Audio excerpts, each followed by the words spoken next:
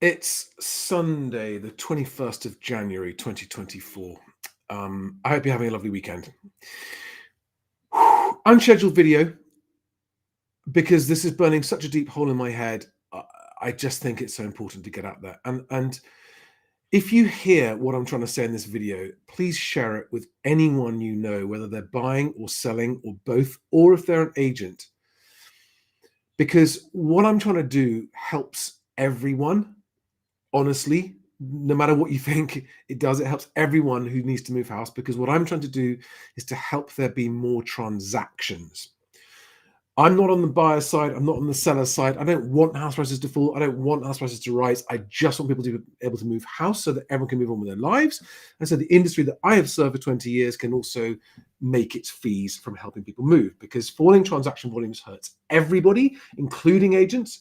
Rising transaction volumes helps everybody. The more people moving house, the easier it becomes to move house, and the more transactions agents have got to support their business.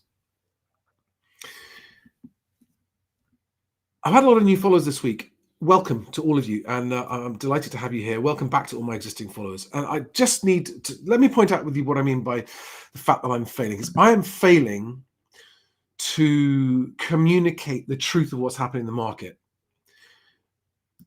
I did a survey on my X account, and these are the results. I asked, since you've been following me, what has been your general position regarding my view on the housing market? And my view on the housing market since mid-2022 has been that there are going to be substantial house price falls over 3 years. Not a crash, but a 3-year house price slide that will not be visible as it happens and will be severely late in its reporting. Now, what I didn't know then, and what I do know now, is that the distortion in transaction volumes at the lower end has created a misleading failure in the average transaction value, as reported by house price indices, to come down. And I have been trying to communicate to people that house prices have fallen much further than the average transaction value indicates, and that the average transaction value reported by all the indices is not the same as house prices. I've done videos that show that even when the average transaction value is rising, house prices can be falling. I've shown the mathematical proof. I did a spreadsheet and shared it with everybody. But nevertheless, I am failing. Look at this, right? 64% have always agreed with my position. That's great. Wonderful. Thank you. 12% have always disagreed with my position. That's great. Wonderful. Thank you. But of the people who have changed their mind watching my channel, 4 times more of you started out agreeing with me and then changed your mind and stopped agreeing with me and started believing house price media reporting. And only 1/5 of that number, or 1/4 of that number, started out disagreeing with me, but then allowed me, or you let yourself have your mind changed partly by what I'm saying. So the reason I'm saying I'm failing here is because 4 times more of you, of all of you who've changed your mind, 4 times more are now agreeing with the mainstream narrative on house prices and what the house price indices is saying, than have gone the other way and gone, actually, Charlie's opened my eyes, and I'm now not believing the mainstream guff. So this is why I'm failing. This is why I'm worried. I'm seriously worried for the housing market this year. Now, I just want to play you 60 seconds of a video that if you haven't watched, please go and watch it, by Sasha Yanshin. I've linked to his video in the notes below this. But just watch this 60 seconds, please, because he put this video out yesterday or the day before, and it reaffirms what I've been saying, but from a slightly different point of view. Just checking it's on the screen here. Right. So this is Sasha Yanshin, his video 2 days ago called House Prices Have Started Crashing. I think they started a long time ago, but listen to this anyway. When times get tough, like what we've been going through recently, the poorest get hit disproportionately. So they definitely can't go and afford to buy a house. So the total number of house sales drops by 20%. But that 20% is going to be very heavily skewed towards the cheapest houses. If you're rich, you have loads of assets, you have investments, whatever, the fact that pasta now costs twice as much probably doesn't affect your ability to buy a house. So what happens is that the cheaper end of houses are not selling. So when you look at the total spectrum, it is the cheapest ones that are not selling, and that means that the average of the houses that do sell kind of goes up, or at least counters the drops in house prices. The reality is that house prices are down a whole lot more than 2% if you normalize for the distribution of the average house price. But nobody publishes the data, so there's no way for me to really prove this. But I can show you some other data that looks, well, a lot worse. Here is the latest FCA mortgage lending statistics, and check out these 2 bullet points here. The value of gross mortgage advances increased by 18.6% from the previous quarter, blah, blah, blah, not important, but remained 27.6% lower than a year earlier. So new mortgages have dropped by 27.6% in this latest data. But even worse is the next point. The value of new mortgage commitments, that's lending agreed to be advanced in the coming months, was 41.4% lower than a year earlier. So the mortgages that have already been agreed but haven't gone through yet, have not yet completed, are down a whole lot more, over 40%. So we already know that this is coming. We already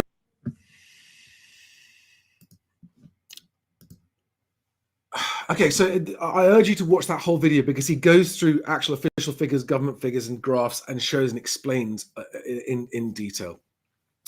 But he makes the point there that the land registry said national house price averages have come down 2% when they put their forecast out, their index out earlier this week. But if you looked at it, Scotland and Northern Ireland are going up, England and Wales going down, London down 6% according to the land registry average. But all of those in the falling figures, I believe, are far worse than they said, for reasons that he just explained as well. Now, what's the industry saying? So what was the industry's reaction, the estate agency industry's reaction to the land registry house price falling figures? Now, what I'm about to show you is what a lot of smaller agents look to for guidance on what they should be saying to their clients about what's happening in the market. So this is an estate agency industry publication that is arguably read by more estate agents than anything else, and therefore has a large amount of influence. And it looks to highly respected individual figures in the industry. And I want to show you this because I want you to understand that a lot of agents, when they're talking the market up, they actually believe it because they've got it from these people. But just before I show you this, I personally know more than half of the people on this list. And I know that they are employed by companies who sell things to estate agents. And therefore, they are not allowed to say things that their target customers or their existing customers won't like. Bear that in mind, right? These are commentators from large estate agency industry suppliers selling stuff to agents. Some, not all of them, some of them are estate agents. Okay. And then we've also got Knight Frank in there. And again, a lot of agents look up to Knight Frank for market commentary. Now, Knight Frank have been flip-flopping all over the place. It's going to go down 4%. No, it's going to go up 3%, all because of the misplaced view that interest rates are going to fall. But let's just have a quick look, a very quick glance at a couple of these comments. And I'm not going to name the names. There's no point in naming the names here, but just see what they're saying. So a fall of around 2% in the space of 12 months is modest considering the scale of the challenges. So in other words, that's they haven't fallen very much. And it just basically goes on to talk about how everything's enduring and it's holding up. We saw a slight increase in inflation today. It's still been more than half since a year earlier, so everything's fine. Lenders are becoming more competitive with their offers. So they're not saying everything's great, but then they're definitely glossing over how bad it is. Many forecasters have made positive predictions for house prices in 2024, underlining the property market's resilience. What resilience? I mean, again, this is supporting what the house price industry say, which is house prices haven't fallen. Halifax has said they're going up recently. And look how resilient it is. Stable, or better yet, falling interest rates will help draw greater numbers of buyers to the property market. Not on their own, they won't. And again, there's this clinging to the hope that interest rates are going to fall. The property market is getting busier. It always gets a bit busier at this time of year. More sellers marketing their homes. Again, there's another as an agent there, and then there's another agent. Here's Tom Frank. UK house prices declines are bottoming out, he says. Knight Frank says. I suspect that is going to come back to haunt him, because that is not the case, right? So I'm going to come on now with some relief to Zoopla and what they said this week, because I'm genuinely grateful to Richard Donnell, who is the executive director of research at Zoopla, who put out a blog post this week called "Will House Prices Rise in 2024? Key Takeaways." And Richard, if you see this, thank you. Thank you for setting yourself apart from all of the baseless optimism and hope, and actually putting it, without saying everything's doom and gloom, you're putting out the most realistic commentary I've seen on the housing market. Listen, we are still locked in a buyer's market. So it's unlikely we'll see prices rise in 2024 at a national level. House price falls are modest in 2023. Well, no, I don't agree with him. I think they're more. But so I don't agree with that point. Buyers remain price sensitive, and 45% of those with mortgages are yet to remortgage onto higher rates. This is a very salient point that none of the others talk about. Inflation appears sticky, meaning there is only so far mortgage rates are likely to fall. So again, he's not saying what the others are saying, which is, oh, mortgage rates are definitely going to fall. They're going to keep falling. He's not saying that. So it's good. The average UK seller is having to accept offers and is getting around 95% of asking prices. Sellers must remain realistic on pricing. Again, I think it's actually, the numbers are much bigger than that in terms of the price falls, but it's good to see him there. And he goes on, I think I've linked to this below. Go on and read this, because this is much more realistic. Return of pent-up demand. Yeah, I consider there's been a bit of, wouldn't say they've jumped out of the blocks, but there's been an increase in demand. However, demand levels are still more than a third lower than they were at the start of the hotter years. Plenty of choice will keep price rises in check. Number of homes for sale per agent per quarter, that graph is. More supply and weaker demand led to drawn-out repricing of homes in 2023, accelerated in the second half. Okay, half of homeowners with mortgages still need to move on to higher rates. Please have a read of that. But again, I'm not saying that he's being as realistic as I am. I don't think he is. I still think he's but it's much more realistic. So what else came out this week? This one here. This is the Bank of England putting up their mortgage borrowing. And this is mortgage losses, mortgage defaults increasing. And if you look at this, you'll see that it's on the way up. And there are likely to be more mortgage defaults this year. It's likely to go up. Okay. So what do you think that's going to do to the house prices and the housing market? And then we've got this very, very worrying thing. I did a survey asking people on X, from the day you decide to sell your home, the day you decide to sell, not the day it goes on the market, what's your expectation of how long it will take until you complete on the sale and hand the keys over to the new owners? And 50% of the respondents to that think it's going to be less than 6 months. I'm afraid, guys, you're in absolute cloud cuckoo land if that's your expectation of how long it's going to take. 6 months from, we're just thinking about selling now. Let's decide to sell our house. Let's go and find an agent. Let's put it on the market. Let's get buyers around. Let's get offers in. Let's get viewings. Let's get offers. Let's get an offer accepted. Then we'll start the 5-month process that it takes on average from having your offer accepted to getting completion. 6 to 12 months is realistic right now. 12 to 18 months, 7% of you are saying, is actually what I'd be setting expectations. Right now, on average, unless you're going to come to the market with a really keen price and a shit-hot agent and a shit-hot conveyancer and find an instantly proceedable buyer, if that's you as a seller, then you might get it done in less than 6 months. Otherwise, it's going to be 6 to 12 months and more for most people. And this is what worries me. And the reason I'm really worried about this particular thing is because of how many sellers are going to miss the market as it falls more sharply this year. And more than half of you are thinking, oh, 6 months. Fantasyland. Absolute Fantasyland. And then yesterday, we have this utter fuckery from the government. Sunak considers radical plan for 99% mortgages. And it's one of those bullshit teasers. They're testing the market. Actually, The Independent is the only paper I've seen that's reported on this. It's a drip. It's let's see what the reaction is to this. I did a poll on Twitter, a straw poll of what first-time buyers thought of that. And thankfully, 84% of you went, no, it's an idiotic idea.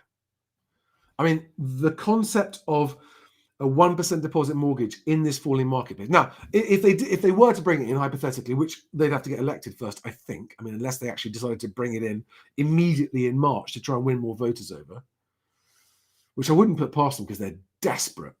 But otherwise, even if that happened, it's not going to change the 2024 housing market. But it would, if they brought in 1% deposit mortgages for all first-time buyers in March, in 2 months' time, that would cause me to change my expectations on how far house prices will fall. I don't think they're going to do it. Even if they did it after an election, it's not going to change what happens in 2024. There's too much momentum downwards. So, guys, this is why I'm going to be...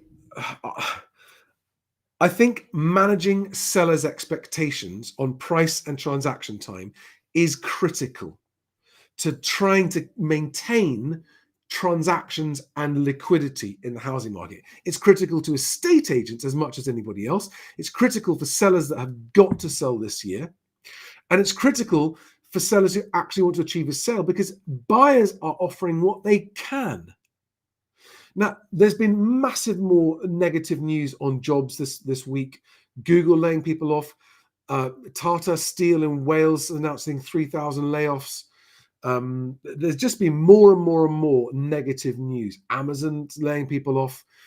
There is not that I'm aware of, there is no positive economic news coming out at all. It's all negative for jobs. It's all going to accelerate the downward falls. On top of which, the land registry pricing is telling us what was happening at the front line of deals being agreed back in June last year. We have not yet seen the true extent of price falls in the end of 2023. And we're only going to begin to see them coming soon.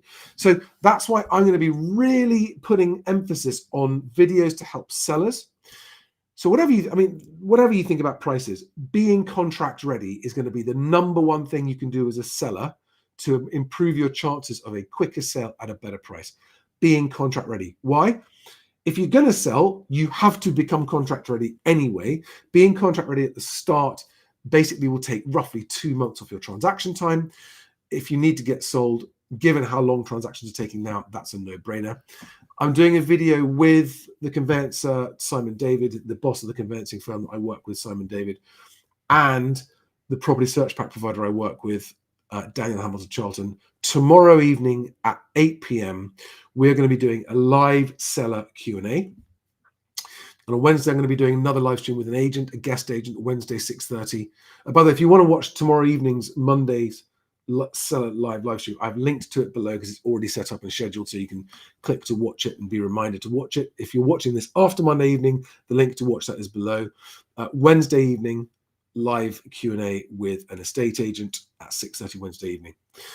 Otherwise, guys, I'm tantalizingly close to launching a beta version of the open source house price index. We just want to make sure that we've got the address input absolutely super easy, so that we can start to hopefully counteract some of the delay in house price reporting, to give everyone that just needs to move, whether you're buying or selling or both or an agent, better transparency of what's actually happening. So it's an exchange price index. We're also going to be doing rental prices too, to help everyone who needs to move, buying or renting, to not understand what actual prices are doing right now. Because I've got friends who put the house on the market to rent recently, who went on with an agent and said to the agent, please put on a realistic price, I need to rent it quickly. The agent got the price wrong by over 30%. They still haven't let the home several months later. Even though they've dropped the price drastically. And so the delay in house price reporting is a massive issue. Transparency will massively reduce that problem. And it's the only thing that is within our power to change, given the utter clusterfuck at government level. Government, media, and lending is not helping people who need to move house right now. Right, it's Sunday. I shouldn't be here anyway. See you tomorrow evening at 8 o'clock for the live stream. Thank you all very much for your support of this channel. And I'll see you on the next one, guys.